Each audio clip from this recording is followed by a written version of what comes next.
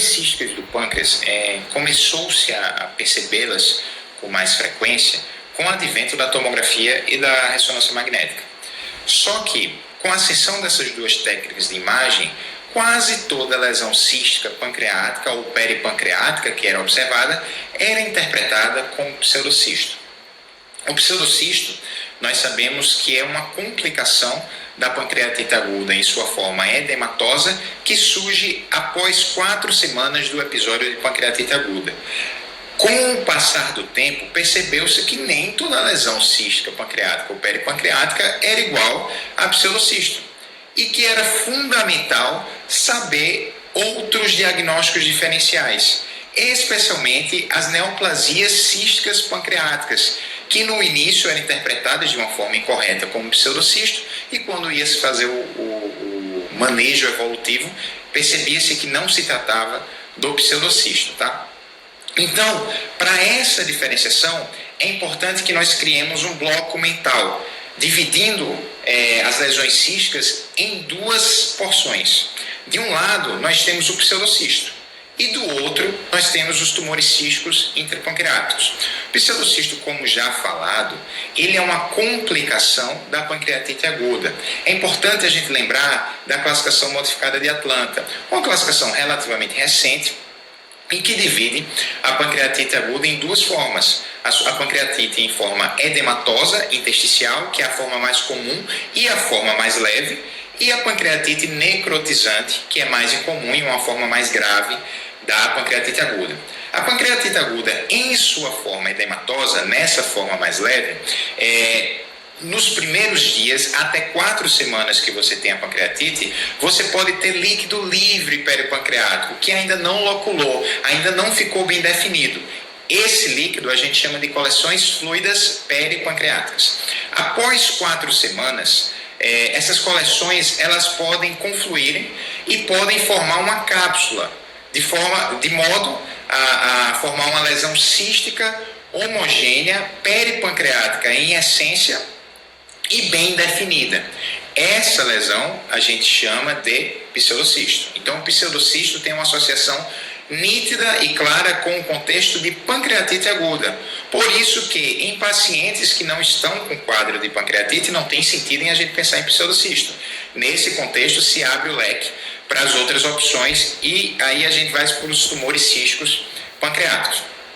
Entre os tumores císticos pancreáticos, a gente cita, e vamos falar aqui na aula, sobre a neoplasia cística mucinosa, a neoplasia cística serosa, a neoplasia epitelial sólido-cística, também conhecida como tumor de Frantz ou tumor de Frentz, e a neoplasia intraductal produtora de mucina. Eu não vou falar de todas as lesões císticas intrapancreáticas, mas entendam, o pseudocisto mais essas 4 neoplasias císticas representam mais de 90% das lesões císticas pancreáticas.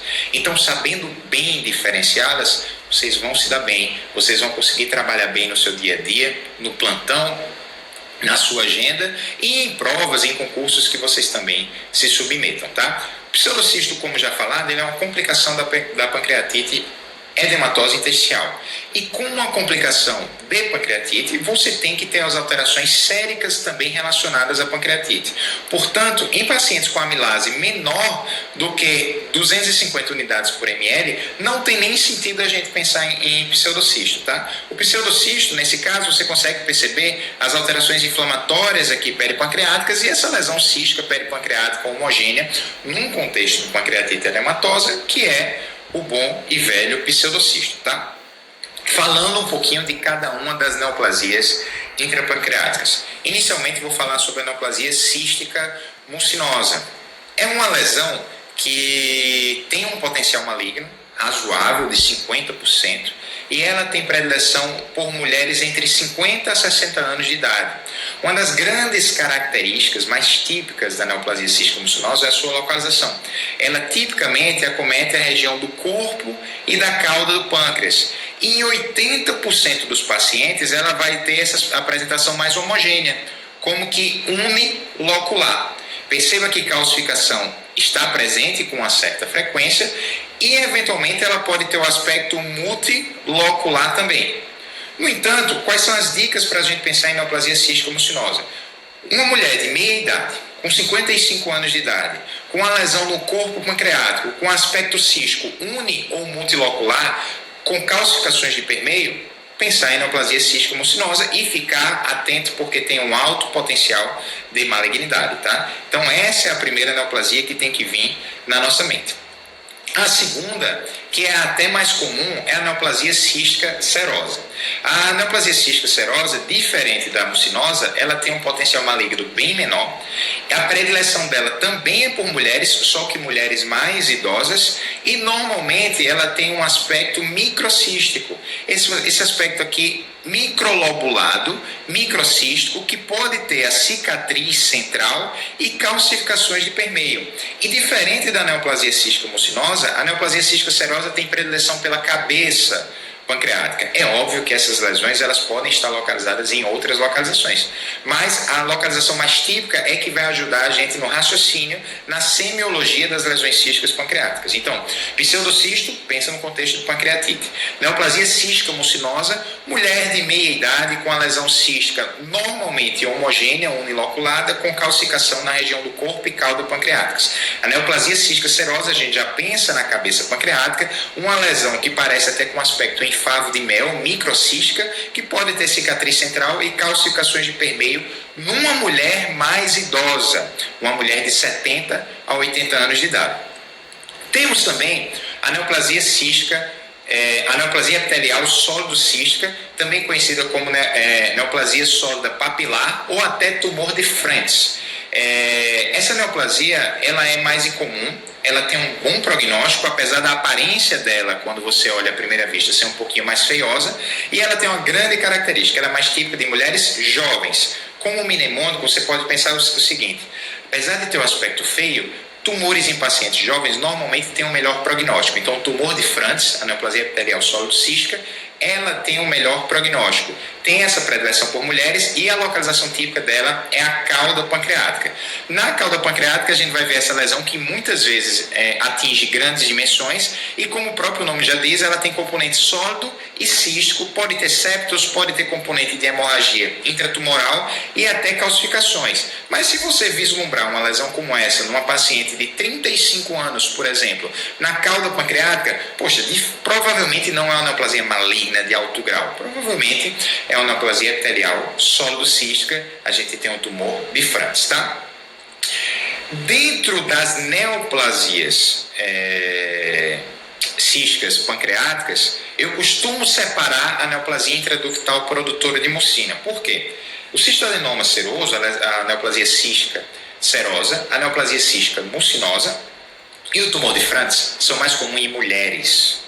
Tá? As lesões císticas em geral são mais comuns em mulheres. A neoplasia intraductal produtora de mucina é exceção à regra. Ela é mais comum em homens. E o grau de malignidade, muitas vezes ela é dita como uma lesão de bom prognóstico, mas depende.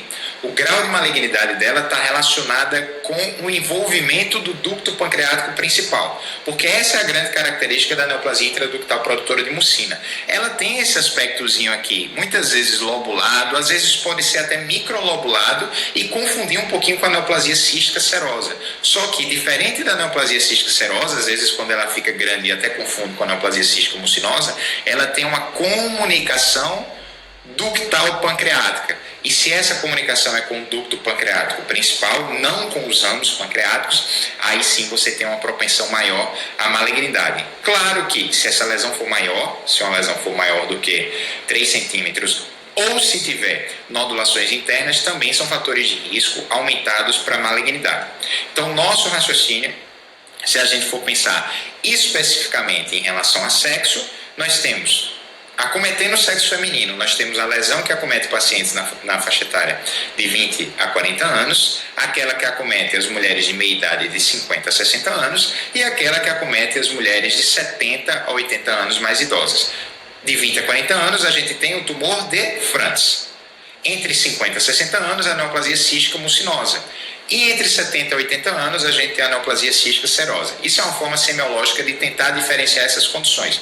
No outro lado, a gente tem a neoplasia intraductal produtora de mucina, que é mais típica de pacientes do sexo masculino, por volta dos 60 anos de idade. O pseudocisto eu não coloquei aqui porque o pseudocisto, como eu já expliquei, ele está separado porque ele pode acontecer tanto em homens como em mulheres, mas no contexto de pancreatite aguda. Isso é uma forma de diferenciar essas lesões de acordo com o sexo e com a faixa etária do paciente. Relembrando os conceitos de localização, se a gente tem uma lesão de aspecto microcisto, com calcificação central, localizada na região da cabeça pancreática, esse aspecto microlobulado, com essa cicatriz central e com calcificações, nossa primeira escolha, neoplasia cística serosa, que é a mesma que é mais comum em mulheres entre 70 e 80 anos, tá?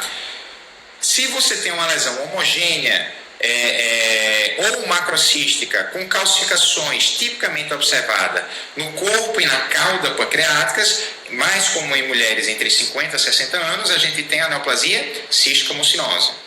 Se a gente tiver uma lesão que tem um aspecto feio à primeira vista, ela é uma lesão sólido-cística, pode ter septos, pode ter pequenas vegetações, inclusive hemorragia intratumoral e calcificações. Mas ela foi em uma mulher jovem, de 20 a 40 anos de idade. Na cauda pancreática pode até ser outra coisa, mas provavelmente se trata da neoplasia epitelial sólido-cística, o tumor de Franz, tá?